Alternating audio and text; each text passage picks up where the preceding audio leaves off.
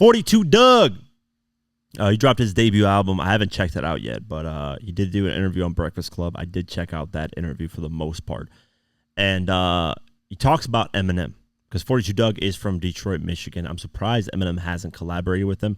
I do believe a while ago 42 Dugg did say something bad about Eminem or something. I don't remember what the hell he said.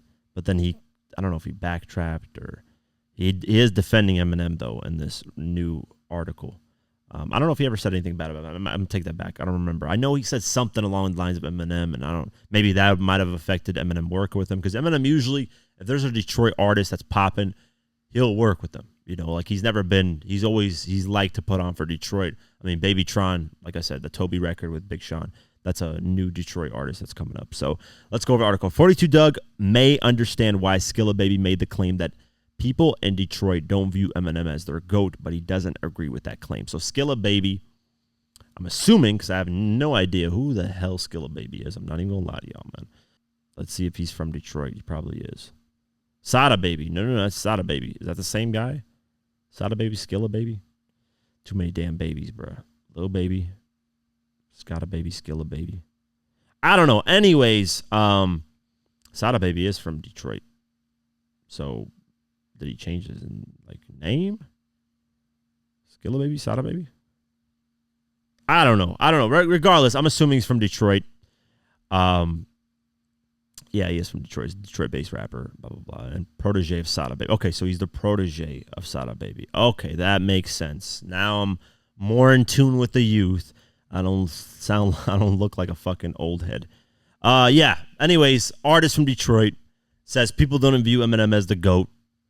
42 Dugg understands, but he ends up defending him. So let's play the clip. I got to ask you, because you're from Detroit, did you see Skilla Baby say that most people in Detroit wouldn't say Eminem is the best rapper from Detroit? I ain't seen him say that, but that's probably, you know what I'm saying, how they feel. Mm-hmm. Why? Just because it's a different generation? Or not relatable? Yeah, probably both. Mm-hmm. Some people ain't, like the new kids don't even know about Eminem. Like, you know what I'm saying? Mm-hmm. How would they? Mm-hmm. You would have to like really be a music person, like to go back. I know. So that's always my card when somebody get to bringing up somebody from somewhere else. I'm like, yeah, we got Eminem. Mm-hmm. You feel me? Mm-hmm. I feel like he did GOAT. But he also didn't make, he didn't make street music. Yeah, for so sure. It probably didn't touch you. But he made deep music. Like, yeah. Mm-hmm. I feel like listening to that type of stuff is the reason I can make songs like Need You and Fresh and Fed, because I always was them type of songs. Like I go listen to Toy Soldiers or Stan. Like you could tell a story. That was my favorite songs. Mm-hmm. So when it's my turn to make real song, like I already damn near know how to channel it, like, cause I know what I'm looking for. Mm-hmm. I'm looking for a Stan type of vibe, or I'm looking for a Toy. You know what I'm saying? Mm-hmm. And people probably ain't. I mean, it's a new generation of kids, so they probably ain't even probably listen to Eminem, nothing. Perfectly said. Most of these newer artists that come out either weren't born when Eminem was in his prime, which is crazy to say. I know it makes me sound old, even though I'm not. They weren't born when Eminem was in his prime, or they were born, but they were really young. I was really young. I'm not even gonna lie. I'm 29, so at the time when Eminem was in his prime, I was... What do you count Eminem's prime? I'm not going to say 1990. So let's do 2000 till 2004, right? Let's say that's like his first leg of his prime. Then he had the second leg of 2009 till 2000 and I don't know, whatever the fuck you want to end it off, 2013. Let's just say that was the second leg of his, not prime, but second run that was really, really big. Obviously, Relapse, Recovery, and even Marshmello's LP2 did a lot in sales and blah, blah, blah, blah, blah, and did their thing. Then he has his third leg, which is doing all right. He's still holding up, but whatever. That's a whole different conversation. 2000 to 2004 was obviously Eminem's prime. Millions of records. First week did 1 million. First week twice. Like it was nothing. He did it on Marshmello's LP, then did it on the Eminem show. Marshmello's LP did 1.78, and Eminem show did 1.3. So back-to-back 1 million first week like it was nothing. So that's his prime. When he was in his prime in 2000 to 2004, I was 6 years old till 9 years old. 6 to 9 years old. But I still listened to music. I still understood Eminem, but I didn't know like all the shit Eminem was talking about and, you know, all this stuff, right? I just liked the music. Cleaning Out My Closet was a record I loved. I didn't really understand the story behind it. I know he had an issue with his mom, but I didn't know, all the details and stuff. And I didn't really listen fully to the albums as a kid. I would just listen to the singles because I couldn't afford to buy the albums, you know. I could only afford what my sister could afford to buy for me. My parents wouldn't buy it, obviously. They didn't give two fucks about what I was listening to. They didn't give a fuck about any of that stuff to buy. They would buy me toys and stuff like that, but not music like this.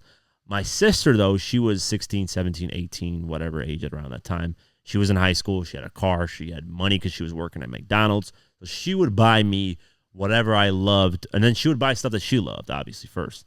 And then it would be something that I loved because I would just listen it through her. That's why I ended up getting the Get Rich or Die Trying album, because my sister bought it for me. I said, I love 21 Questions song. I love In the Club. And those are the songs I kept hearing on the radio. I didn't know about Many Men. I didn't hear those records on the radio. Mind you guys, I was living in Iowa, so this is as far away from hip hop as you could possibly be. This is an area where no artists rarely ever come, right? I never saw 50 Cent come through there. Whenever they actually did I'll never forget as a kid, 12, 13 years old, seeing a This Is 50 clip, and they would walk, they drove past, they were doing a tour with the bus, and DJ Who Kid drove, they were talking about Iowa, and they're like, oh, we're going past Iowa, this place is all it is cornfields, and they were just clowning it, and I was like, yeah, unfortunately, that's where I live at, and you guys are never going to do a concert here. But, hey, it is what it is. He never did a concert. That's one thing I can tell 50 is, in America, you missed Iowa as a concert place. Everywhere else you've probably been, but not. Usually 50's toured all over, so he's always, he's toured all over the fucking planet. He's touched probably every ground ever. But, yeah, with all that being said, a lot of these artists were super young or weren't even born when Eminem was in his prime. Now, when Eminem had his second run, that's where I feel like the excuse for saying that they didn't know about Eminem kind of fades away, because during his second run, he did have Recovery, he did have Relapse, and he did have Marshmallow's LP2. But these guys, when they listen, what came out of Recovery that would make gangster rappers listen to? Maybe Not Afraid, if that, but Love the Way You Lie and these type of records, because these singles are where people would hear first and then the albums, right? But at least 42 Dugg says, hey, I disagree with that. A lot of inspiration when I do songwriting, storytelling, real records, I listen to Eminem. So shout out to 42 Dugg for that.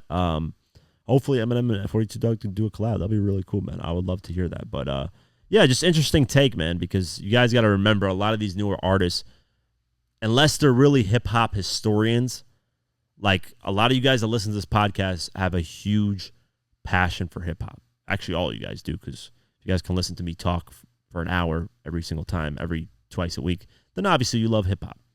So with us having a passion for hip-hop, we can't fathom somebody not knowing the history of an artist, because we love it. We go to the history, we see who started this, who did this, what album was this, kind of listen to this album. No, we know the history, but most people are casual. What surprises me is you being a casual fan and being an artist. That makes no sense. If you're an artist, you should study the whole history of something, especially if you're a rapper. You should study all the history of it. That way you can be really, really good. But a lot of these newer artists don't give a fuck about the history. They're in there, make their music, make their money, and they're out. Microwave. But that's why they don't last. It's really all that is. It's a difference between somebody caring about the craft and the culture and studying the history and building and learning versus somebody who's just here for the moment to get the money, get the fame, get hot, and dip.